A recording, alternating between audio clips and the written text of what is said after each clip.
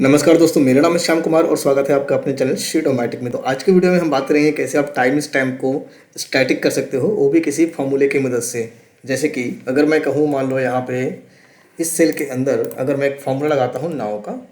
आपको पता ही है नाउ का फार्मूला क्या करता है, डेट और टाइम दोनों चीज़ दिखाता है। ठीक है, तो अभी जो टाइम यहाँ पे दिखा रहा है और डेट दिखा रहा है, ठीक है, एक दिन के बाद मैं देखूंगा तो डेट और टाइम दोनों चेंज हो चुका होगा। ठीक है, अगर मैं यहाँ पे क्लिक भी कर दूँ तो भी आपका जो टाइम है ये कंटिन्यू चेंज होता रहेगा। ठीक है, ये सेकंड्स में चेंज होता रहेगा। ठीक है, कुछ और होगा तो सेकंड्स फिर चेंज हो जाएंगे। ठीक है, यहाँ पे क्लिक किया मैंने, एक और चेंज हो गया। तो यहाँ पे ये स्टैटिक नहीं रहा। अब इसको स्टैटिक बनाने के लिए हमें क्या करना पड़ेगा, और वो टाइम स्टैम्प सबसे बड़ी बात है कांस्टेंट रहे, स्टैटिक रहे और चेंज ना हो। ठीक है, अगर मैं यहाँ पे क्लिक करूँ तो ये टाइम देखना आप यहाँ पे 49 पे है सेकंड्स। ठीक है, अगर मैं यहाँ पे क्लिक करूँ, चाहे यहाँ क्लिक करूँ चाहे कहीं क्लिक करूँ, वो टाइम चेंज नहीं हो रहा है और ये वाला टाइम कंटिन्यू चेंज होए जा रहा है। ठीक है, आप देखो 38 हो गया मिनट चेंज होते ही। तो चेंज कौन सा नहीं हो रहा, ऊपर वाला। तो इन दोनों में क्या फ़र्क है, क्योंकि सेल तो दोनों ऐसे ही हैं। ठीक है, क्या फॉर्मूला उस पर लगाया मैंने, क्या फॉर्मूला यहाँ पे लगाया मैंने, दोनों को हम आज की वीडियो में एक्सप्लोर करेंगे, चेक करेंगे कैसे ये काम करता है।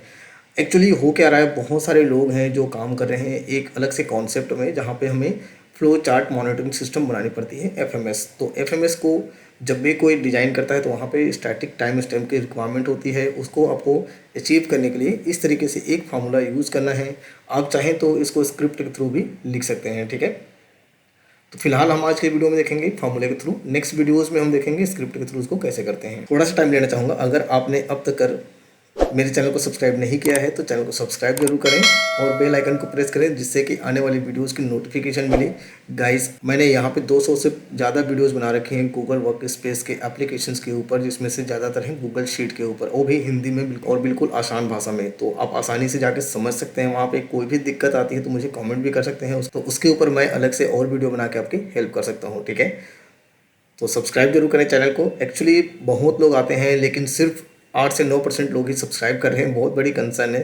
तो सब्सक्राइब करें ताकि आपको आने वाली वीडियोस की अपडेट मिले। ठीक है, कुछ अगर दिक्कत होती है तो मुझे कमेंट करें। ठीक है, तो चलिए शुरू करते हैं इस वीडियो को। तो इन दोनों में डिफरेंस क्या है सबसे पहले वो समझते हैं। यहाँ मैंने एक फॉर्मूला लगाया है, ठीक है, जिसमें इफ़ के साथ मैंने कंबाइन किया हुआ है, और यहाँ पर मैंने फॉर्मूला लगाया सिर्फ नाउ का। तो इन दोनों में ये डिफरेंस है।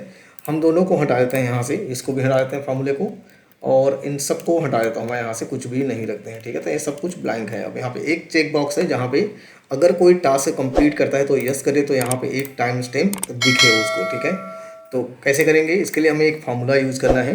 आपको अगर बेसिक फार्मूलेस नहीं आते हैं तो चैनल पे विजिट जरूर करें, और आपको गूगल शीट के पूरी प्लेलिस्ट मिलेगी जहाँ पे आप सीख पाते हैं शुरू से लेकर एडवांस तक। ठीक है, तो यहाँ पे हमें लगाना है इफ़ का फार्मूला। इफ़ क्या कहता है, सबसे पहले आपको कंडीशन देना है यहाँ पे इस सेल को। ठीक है, हमें सेल में क्या देखना है, यस और नो, क्योंकि चेक बॉक्स मैंने यहाँ पे बना रखा है जिसमें नो लिखा हुआ आ रहा है। अगर मैं यहाँ पे टिक करूँगा तो यस होके जाएगा।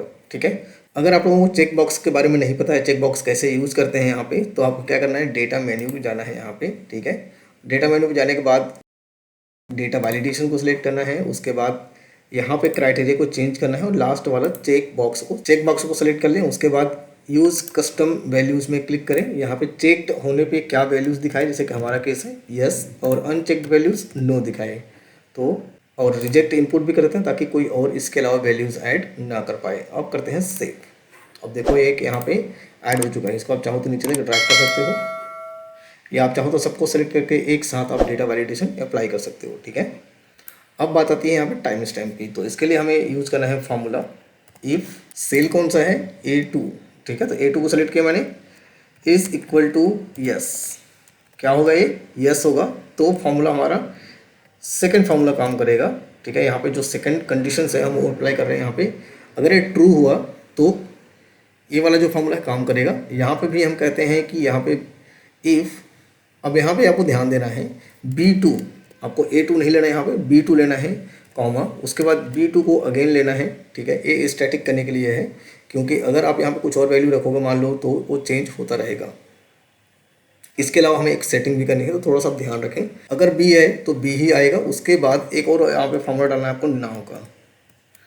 ठीक है, नाउ मतलब डेट और टाइम के लिए। इसको क्लोज कर दें, और लास्ट वाला जो फॉर्मूला है हमारा यस वाला, ये तो अपना क्लोज हो गया। यहाँ पे इसको भी क्लोज करते हैं। इसके लिए हमें कर देना है ब्लैंक, मीन्स नल। ठीक है, एंटर करते हैं सिंपल इसको, तो ये फॉर्मूला अप्लाई हो चुका है।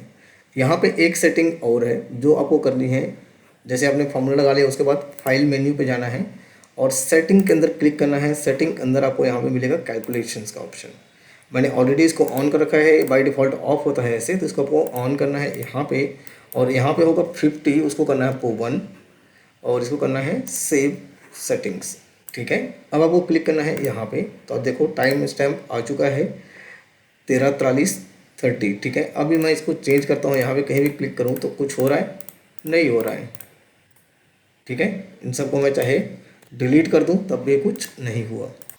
ठीक है, तो इस फॉर्मूले को हम नीचे तक ड्रैग करते हैं तो देखते हैं इस बार चेंज होता है कि नहीं।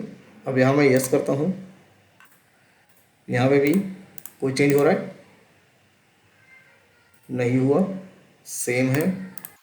ठीक है, तो चेंजेस नहीं होता। इस तरीके से आप टाइम स्टैम्प ला सकते हैं एक फार्मूले की मदद से गूगल शीट में, बहुत आसान है। ठीक है गाइस, तो होप आप लोगों को वीडियो पसंद आई होगी। अगर आपको वीडियो पसंद है तो लाइक और शेयर जरूर करें और अपने नेटवर्क में शेयर करें ताकि उनके भी हेल्प हो सके। अगर उनको नहीं आती है टाइम स्टैम्प कैसे ऐड करते हैं तो वो ऐड कर पाएँ। ठीक है, तो इस वीडियो में इतना ही, मिलेंगे नेक्स्ट वीडियो में कुछ नया लेकर, तब तक के लिए बाय बाय।